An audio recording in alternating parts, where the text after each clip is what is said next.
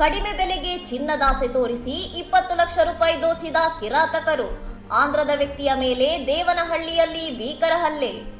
ಆಂಧ್ರಪ್ರದೇಶ ಮೂಲದ ವಿಶ್ವಪ್ರಸಾದ್ ರೆಡ್ಡಿ ಎಂಬುವರಿಗೆ ಕುಮಾರ್ ಎಂಬಾತ ಪರಿಚಯವಾಗಿ ತನ್ನ ಬಳಿ 4 ಕೆಜಿ ಗೋಲ್ಡ್ ಕಾಯಿನ್ ಇದೆ ಎಂದು ನಂಬಿಸಿ ಬೆಂಗಳೂರಿಗೆ ಕರೆಸಿಕೊಂಡಿದ್ದನು. 1 ಕೆಜಿ ಚಿನ್ನಕ್ಕೆ 20 ಲಕ್ಷ ರೂಪಾಯಿ ನೀಡಲು ಒಪ್ಪಿದ ವಿಶ್ವಪ್ರಸಾದ್ ಹಣದೊಂದಿಗೆ ಟ್ಯಾಕ್ಸಿಯಲ್ಲಿ ಯಲಹಂಕದಿಂದ ದೇವನಹಳ್ಳಿ ಕಡೆಗೆ ಪ್ರಯಾಣಿಸುತ್ತಿದ್ದಾಗ ಈ ದುರ್ಘಟನೆ ಸಂಭವಿಸಿದೆ.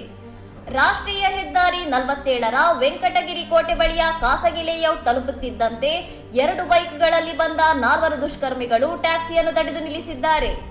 ದರೋಡೆಕೋರರು ದೊಣ್ಣೆಗಳಿಂದ ವಿಶ್ವಪ್ರಸಾದ್ ಮತ್ತು ಅವರ ಜೊತೆಗಿದ್ದವರ ಮೇಲೆ ಮನಬಂದಂತೆ ಹಲ್ಲೆ ನಡೆಸಿ ಹಣದ ಬ್ಯಾಗ್ ಹಾಗೂ ಮೊಬೈಲ್ ಕಿತ್ತುಕೊಂಡು ಸ್ಥಳದಿಂದ ಪರಾರಿಯಾಗಿದ್ದಾರೆ.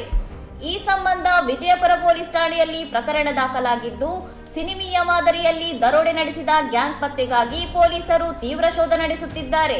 ಇನ್ನಷ್ಟು ಸುದ್ದಿಗಳಿಗಾಗಿ ನೋಡ್ತಾ ಇರಿ ಸೌರಂ ಟಿವಿ.